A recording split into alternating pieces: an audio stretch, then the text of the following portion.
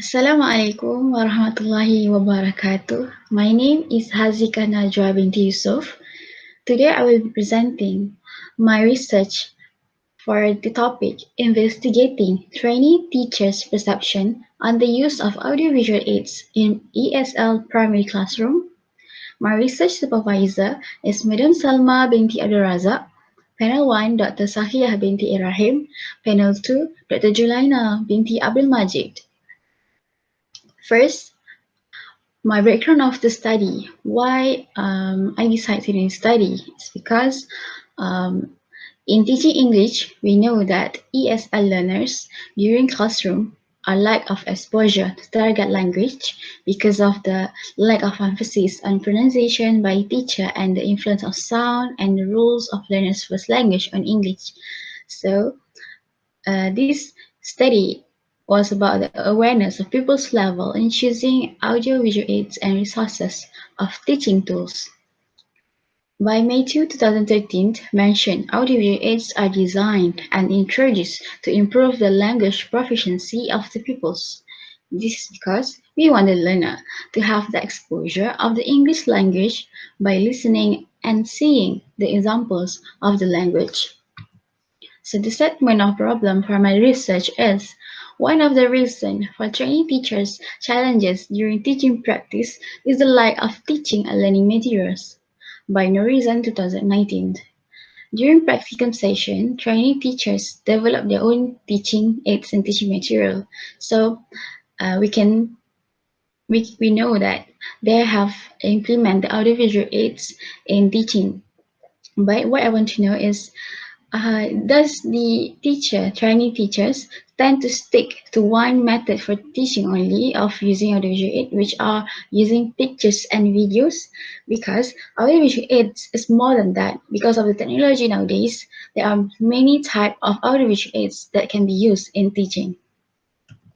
So my purpose of the study, this research aims to focus on the perception of trainee teachers with the use of audiovisual materials. This research gives a clear view of the reason of using audiovisual aids in language teaching. This research investigates how the language teachers as well as learners are benefit from the audiovisual aids in language teaching and learning. For this research, I have three research objectives that I want to study. Firstly, is to identify the type of audiovisual aids used by trainee teachers in ESL primary classroom during practicum phase. Number two, to investigate the characteristic of good audiovisual aids used by trainee teacher in ESL primary classroom. Number three, to identify the benefits of using audiovisual aids as teaching tool to enhance learning in ESL primary classroom. So based on the RO, I decided to the research questions, which are number one, which audiovisual aids commonly used by trainee teachers in ESL primary classroom? Number two, what is the characteristic of good audiovisual aids based on trainee teachers' perception? Number three, what is the benefits of using audiovisual aids as teaching tool in ESL primary classroom? My significance of the research is to view the trainee teacher perception in using audiovisual aids because this research may be benefit for the and useful to develop better teaching methods in the future.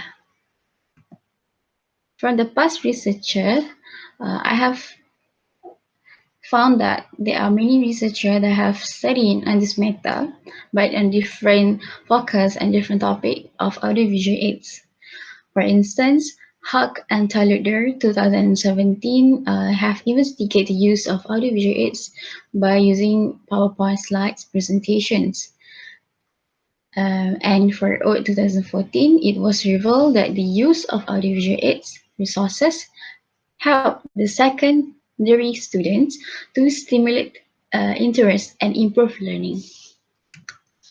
And also, Ruston and Nur Asi 2016 studies how visual aids integrated in the communicative language teaching method.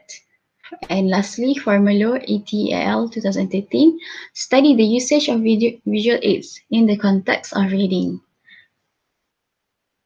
So, my research design is survey design, which use quantitative method, which is questionnaire. My population and sample is my population is 40 pupils, 40 training teachers, and PISMP Tesl training teachers of semester 8 in Institut Pendidikan Guru Campus Datuk Razak Ismail. And my sample is from the Craig Morgan sample size table, which is 36 sample size. The instrument for data collection is the questionnaire, which I adapted from Russell 2011 and Agever 2013. Next is the research procedure. First, from my journey of doing this research is writing research proposal, do the data collection, analysis of data, and finally I report the findings and do the conclusion. For data collection procedure, first I would identify the respondent that I want to collect the data of my sample, because I only need to select 36 out of 40. And then I distribute the questionnaire, which is Google form, and then I receive the data from the respondent, and the respondent will be thanked for the cooperation. Next is the data analysis procedure, SPSS, Statistical Package for Social Science, version 26. So, for my data analysis, I use descriptive statistic analysis only, which focus on demography and also the variables, the usage, characteristic, and benefits, which I had used these three variables as my main analysis. Next is the conceptual framework. Trainee teaches perception and what is their type of audiovisual aids used, characteristics of good audiovisual aids, benefits of using audiovisual aids, and the theory that I use, which is related to my study, is dual coding theory, and also output hypothesis, which focus more on um, seeing and hearing the learning in order to understand the lesson. So my data findings and discussion. Firstly, for demography, gender, my respondent, which is 36 respondent. 26 of them is female training teacher, and only 10 respondent are male training teacher, which I selected from the 36, from the 40 population. So we could say that this demography is more to the percentage of female training teacher is 72.2%. Next is the demography, practicum school location. I could say that 55% of our training teacher had done their practicum in semi-urban school area. The last one for demography is pupils English proficiency. From the data, we could see that majority of our pupils in Kuala Nerus and Kuala Terengganu area is in intermediate level, which is consists 61.1% of the training teacher say that their pupils are from intermediate level. So we go to the data analysis for first variable, which is the use of audiovisual aids. Okay, the first analysis is about the 5 items or 5 audiovisual aids that I asked in the questionnaire. We could see that majority of the training teacher use different type of audiovisual aids based on the agree and disagree and strongly agree use of audiovisual aids. We could see only a few items that did not being used in ESL classroom, which are interactive platform, Kahoot and quizzes, and also audiobooks. So what is my RQ? My research question 1 is which audiovisual aids commonly used by trainee teacher in ESL primary classroom?